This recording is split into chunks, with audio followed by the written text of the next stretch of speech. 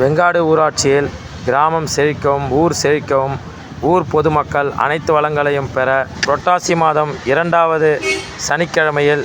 முன்னாள் வெங்காடு ஊராட்சி மன்ற தலைவரும், ஸ்ரீபெரும்புதூர் முன்னாள் கூட்டுறவு வங்கி இயக்குனரும், வெங்காடு ஏரி நீர் பாசன சங்க தலைவருமான வெங்காடு உலகநாதன் அவர்கள் தலைமையில் பெருமாளுக்கு சிறப்பு அலங்காரம் செய்யப்பட்டு,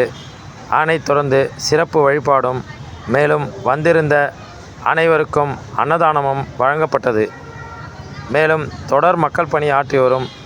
வெங்காடு முன்னாள் ஊராட்சி மன்ற தலைவர், ஸ்ரீபெரும்புதூர் முன்னாள் கூட்டுறவு வங்கி இயக்குனரும், வெங்காடு ஏரி நீர் பாசன சங்க தலைவருமான